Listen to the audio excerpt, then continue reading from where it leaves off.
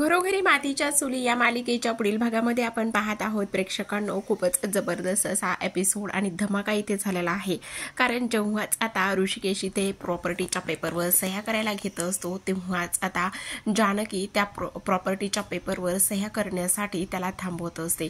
ती म्हणत असते, प्लीज असं तुम्ही काहीच करू नका. कारण इथे प्रेक्षकांनो, जेव्हाच जानकीने ते पेपर्स इथे देवघरामध्ये ठेवलेले असतात आणि ते पेपर्स इथे देवघरामध्ये ठेवल्याच्या नंतर ऐश्वर्या सुद्धा तिच्यासोबत गेलेली असते. सोबतच तोतया पार्वती सुद्धा म्हणजेच लताबाई सुद्धा गेलेल्या असतात. आता ऐश्वर्याने प्लॅन केलेला असतो, देवघरामध्ये गेलीस की लगेच चक्कर यायची आणि चक्कर आलीस की लगेच जानकी तुझ्याकडे येईल. आणि तेव्हाच आता लता ऐश्वर्याच्या बोलण्यात आलेली असते. लेकीला भेटण्याची जी ओढ आहे त्यामुळे चक्कर आल्याचं नाटक करते. जानकी ते प्रॉपर्टीचे पेपर देवघरामध्ये ठेवते आणि लताला चक्कर आली म्हणून लगेचच पाणी आणण्यासाठी किचनमध्ये जाते.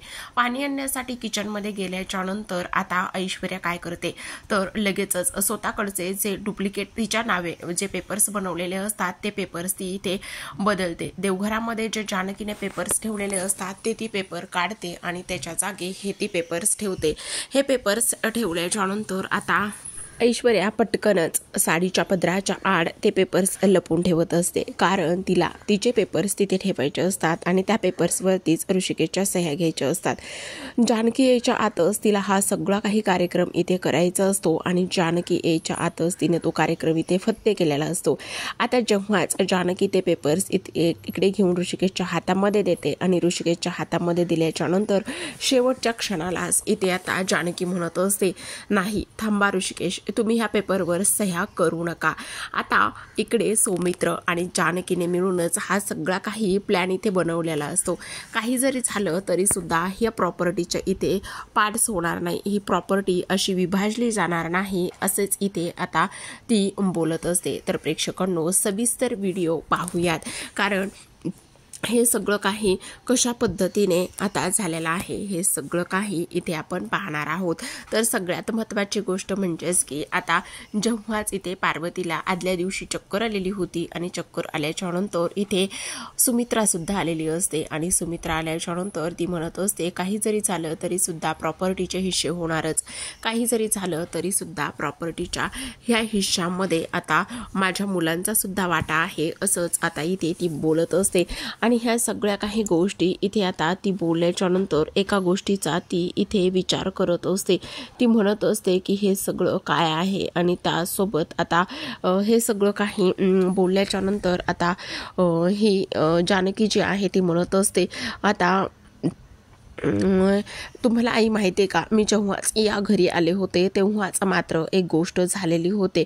तेव्हा नानांनी मला एक माळ दिली होती आणि ती माळीसारखेच मणी इथे तू सगळ्या ह्याच्यामध्ये जपून ठेव आणि ह्या माळीसारखीच घरातली नातीसुद्धा तू जपून ठेवशील असं मला सांगण्यात आलं होतं आणि तेव्हापासूनच इथे मी तोच प्रयत्न करत आहे.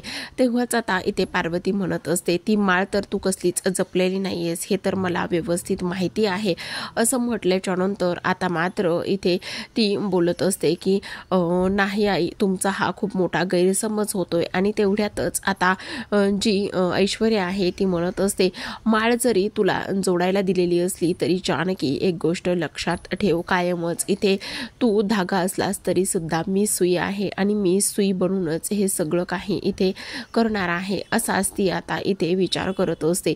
ह्या सगळ्या गोष्टींचा आता इथे तिने विचार केल्याच्या नंतर प्रेक्षकांनो, आता ऐश्वर्या लगेचच दरवाजा बंद करते आणि ऐश्वर्याने दरवाजा बंद केल्यावर ती आता सुमित्राकडे येते.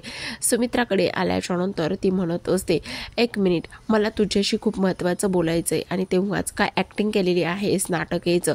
कारण इथे सुमित्राने ॲक्टिंग केलेली असते आणि सुमित्राने ॲक्टिंग केल्याच्या नंतर ती म्हणत असते, एकच नंबर तू ॲक्टिंग केलेली आहेस आणि ही जी ॲक्टिंग आहे ना ती खरंच खूप जास्त भारी आहे.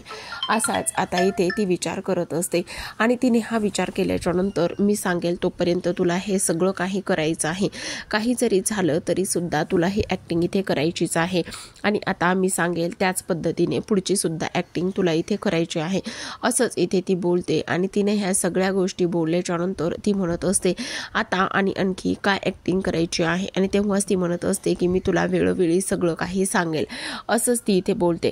तर इकडे दुसऱ्या बाजूला जानकी ऋषिकेश ऋषिकेशसाठी चहा घेऊन आलेली असते आणि जानकीने इथे ऋषिकेशसाठी चहा आणल्याच्या नंतर ती म्हणत असते, काय ऋषिकेश, मला तुमच्याशी थोडंसं बोलायचं आहे. आणि तेव्हाच ऋषिकेश म्हणतात की काय बोलायचं आहे. आणि एक गोष्ट जानकी, हे बघ, प्रॉपर्टीवर जर तुला बोलायचं असेल तर प्लीज प्रॉपर्टीबद्दल मला काहीच ऐकून घ्यायचं नाही आहे. कारण हे बघ, प्रॉपर्टीचे तर हिस्से इथे होणारच आहेत आणि प्रॉपर्टीचे हिस्से होण्यापासून कोणीच अडवू शकत नाही किंवा कोणीच इथे काहीच करू शकत नाही. असाच इथे आता ती विचार करत असते आणि ह्या सगळ्या गोष्टीचा तिने आता इथे विचार केल्याच्या नंतर आता इकडे दुसऱ्या बाजूला सगळेजणच येणार सुद्धा आहेत असा सुद्धा ती इथे विचार करते. आता इकडे सुमित्रा, त्याचबरोबर अवंतिका, शर्वरी हे सगळेजण इथे आलेले असतात आणि हे सगळ्यांना असं एकत्र पाहिल्याच्या नंतर ती एका गोष्टीचा विचार करते की ही लोक इथे का आलेली आहे. तेव्हा शरू म्हणत असते, दादाने तुला इथे का आणि कशासाठी बोलवलेलं आहे. आणि तेव्हाच इथे आता तो म्हणत असतो की नाही, आम्हाला सुद्धा माहिती नाही आहे, पण इथे पार्वती आई आलेली आहे हे तुम्हाला माहिती का. आणि तेव्हाच इथे ती बोलत असते, हो, पार्वती आई आलेली आहे हे तर आम्हाला माहिती आहे, पण का आणि कशासाठी हे माहिती नाही आहे. पण सगळ्यात महत्त्वाचं म्हणजे आता का बोलवलेलं असेल हे सुद्धा आम्हाला माहिती नाही. असाच ती इथे विचार करते. आणि तेव्हाच मला माहिती की ह्यावेळी नक्कीच काहीतरी वेगळंच कारण असेल आणि त्यामुळेच इथे बोलवलेलं असेल हे सुद्धा तेवढंच जास्त खरं आहे. असंच आता इथे ती बोलत असते. आणि त्याचबरोबर ऋषिकेश बाहेर येतो आणि ऋषिकेश आल्याच्या नंतर तो म्हणत असतो, चला आता आपल्याला आतमध्ये जायचंच आहे. असं म्हणूनच आता इथे तू आम्हाला कशासाठी बोलवलेलं आहेस हे तरी सांग. आणि तेव्हाच आता तो म्हणत असतो, हे सगळं मी तुम्हाला आतमध्ये गेल्यावरच कळेल, कारण आता इथे घर आणि ह्या प्रॉपर्टीचे हिस्से करण्याची वेळ ही आलेलीच आहे. असंच इथे तो बोलत असतो. आणि त्याने हे सगळं काही बोलल्याच्या नंतर आता इकडे जानकी किचनमध्ये असते. जानकी किचनमध्ये असताना एक गोष्ट इथे होत असते आणि ती म्हणजेच की आता तिचं दूध उतू चाललेलं असतं आणि तेवढ्याच तिथे अवंतिका येते. आणि अवंतिका तिथे आल्याच्या नंतर ती एका गोष्टीचा विचार करत असते, वहिनी हे सगळं काय चाललेलं आहे आणि त्यासोबतच तुम्ही हे सगळं काय करत आहात. आणि त्यासोबतच ती म्हणत असते, काय करू, सगळं काही हातातून निष्ठून चाललेलं आहे, आणखी किती दिवस ह्या सगळ्या काही गोष्टी इथे मी ह्या पद्धतीने करणार आहे. असाच ती आता इथे विचार करत असते. आणि त्याचबरोबर हे सगळं काही जे घर आहे ते इथे विखुरलं चाललेलं आहे. मग किती दिवस हे सगळं काही मी ह्या पद्धतीने सहन करणार आहे आणि हे सगळं ह्या पद्धतीने ऐकणार आहे. असंच ती इथे बोलत असते. आता इकडे दुसऱ्या बाजूला जो काही ऋषिकेश आहे, ऋषिकेश इथे बोलत असताना जो सौमित्र आहे तो त्याच्याकडे जातो आणि म्हणत असतो की नाही, आम्हाला अजिबातच ह्या प्रॉपर्टीचे कसलेच हिस्से वगैरे काहीच करायचं नाहीये, मला कसलीच प्रॉपर्टी नकोय दादा. पण तो म्हणत असतो की नाही, तुला जरी आत्ता गरज नसली तरी सुद्धा घरामध्ये इतर लोकांना ह्या प्रॉपर्टीची खूप जास्त गरज आहे. असंच तो इथे बोलत असतो. आणि ह्या सगळ्या गोष्टी तो इथे बोलल्याच्या नंतर आता ऋषिकेश म्हणत असतो, घरात इतरांना तरी ह्या सगळ्या गोष्टीची गरज आहे. आणि तेव्हाच तो म्हणत असतो की ते ऐश्वर्यामुळे सगळं काही होत असेल, पण ऐश्वर्यामुळे जर हे सगळं काही होत असेल तर आपल्याला ह्या सगळ्या गोष्टी अजिबातच नको आहेत. असंच ऋषिकेश इथे बोलत असतो. कारण आता लवकरच ही सगळी काही वेळ इथे आलेली आहे प्रॉपर्टीचे हिस्से करण्याची. असं बोलल्याच्या नंतर इकडे दुसऱ्या बाजूला शरू सुद्धा म्हणत असते, नाही, मला अजिबातच प्रॉपर्टीमध्ये कसलाच इंटरेस्ट नाही आहे आणि सगळं जर दादा सांभाळत असेल तर आपल्याला कशाला हवी आहे प्रॉपर्टी. असंच इथे तो बोलत असतो.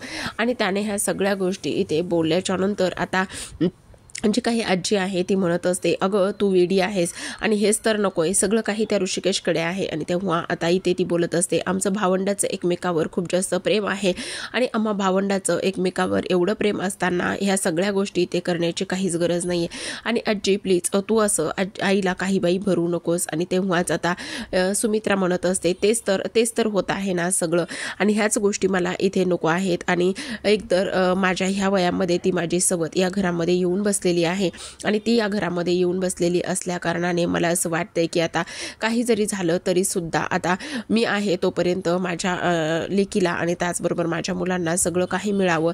त्यासोबत सगळ्यात महत्त्वाचं म्हणजेच की इथे हे सगळं ह्या पद्धतीने होत असताना मी कशी शांत बसू आणि मला अजिबातच शांत नाही बसवत आणि नाही बघवत असंच ती इथे बोलत असते.